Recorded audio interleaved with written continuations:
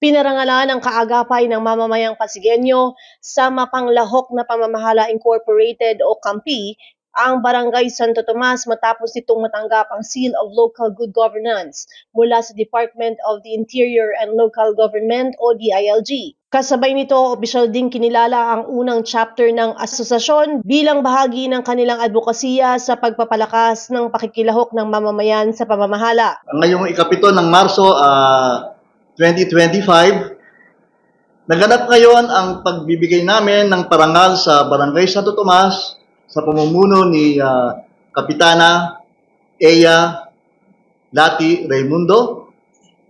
Dahil sila ang isa sa mga 5 barangay na nakatanggap ng 2024 Seal of Good Governance, at dahil ang aming advokasya ay ang good and participative governance, so karapat-dapat lamang na sila ay aming bigyan ng honor dahil sila ang mga naging halimbawa ng mga tunay na barangay na nagbibigay ng good governance sa kanilang mga komunidad. Very historical din po itong araw na ito dahil sa araw na ito ay aming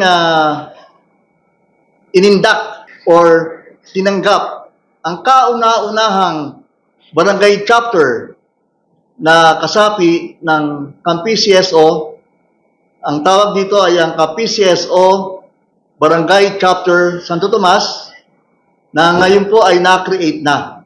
Dahil yun po ang hangarin ng aming asosasyon na ang buong 30 barangay ng Pasig City ay maging isang chapter, maging isang sangay ng aming CAMPI CSO Association. At sila ngayon ay magsisimula na sa kanilang tinatawag nating critical collaboration with the Barangay Council na nangangahulugan na talagang ito ay isang partnership na between CAMPI CSO at saka ng Barangay Santo Tomas. Meron silang 11 mga kasapi na pawang mga pinuno o head o presidente ng mga organizations dito sa Barangay Santo Tomas.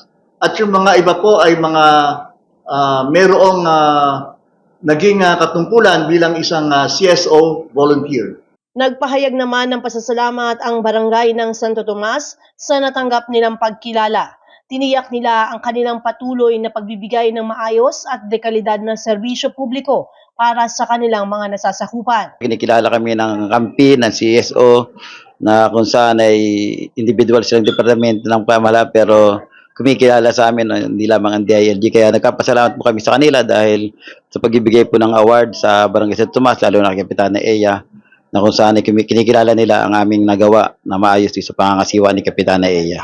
Yung kanilang inisyatibo, yun nga po ang makatulong din sa katulad naming nasa barangay, na kung saan ay anumang pangangailangan namin ay kaagapay din sila. At syempre sa mga pangunahing pagbabantay din sa mga gawain ng pamahalang barangay, isa itong indikasyon na patuloy na dapat mag-ingat at na pamamahala ang igawad namin sa aming mga kabarangay. Napag-usapan namin kinay yung mga activities, lalo na ang bloodletting this coming Sunday, na kung saan isa sila sa mga magdodonate o maging donor upang nasagay matagumpay ang aming proyekto. At sa iba't ibang mga proyekto ng pamahala ang gagawin namin ay isa na po sila sa mga katulong sa amin na katulad ng sa kanilang nasabi, may pagtulungan po sila sa lahat ng proyekto pangangasiwa ng pamahalaan. Isa itong indikasyon na maraming nakatigil sa atin na nagbabantay upang maging mas maingat pa sa pamamahala sa ating paglilingkod. Kaya sana po ay makita tayo, makipagtulungan sa lahat ng sangay ng pamahalaan o individual o ibang sektor na kung saan ay tumutulong upang mas maging maganda po ang pamamahala ng bawat barangay sa lungsod ng Pasig. Kaya sa inyo po, sa CAMPI, sa CSO, salamat po sa pagkakataon po ito na mas mapaigi pa namin ang aming serbisyo publiko sa ngalan po ng aming Kapitana Eya Lati Raimundo. Sa mga kabarangay namin, salamat po sa inyong pagtitiwala na kung saan ay patuloy po tayo naglilingkuran na kasamang buong council sa pangunguna po ni Kapitana Eya. Makakasa po kayo sa isang silyado at makabulang paglilingkod ang alay po ng pamahalang barangay. Dahil nga lang po, kailangan po namin kayo sa pakikiisa sa mga proyekto ng pamahalaan. Matapos kilalanin ang 5 barangay sa lungsod, tinitignan ngayon ng CAMPI ang posibilidad na parangalan ang pamahalaang lungsod ng Pasig. Aming binigyan ng parangal, unang-una yung Orambo, sumunod ang Subilang, Pangatlo ay ang Pineda, yung Palatio, at ngayon po ang pinakahuli, ito nga pong Santo Tomas. Pero meron pa po kaming isang parangal na talagang sabik na ibigay.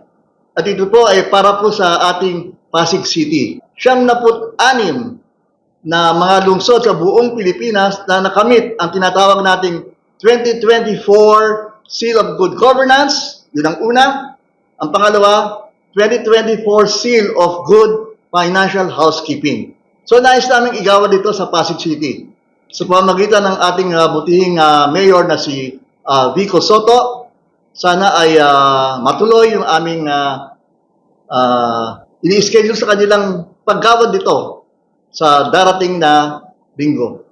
If there is something that we do not want to happen in our community, let us voice it out, let us articulate it, at kami po ang inyong tulay para ito po ay maparating natin sa mga pamunuan ng bawat barangay at sana ang kanilang mga basic needs na ina-articulate ay masuklian naman ng barangay ng pag-deliver ng mga basic services. Ito po ay para sa mamamayang Pasigueño. Ito po ay aming ginagawa.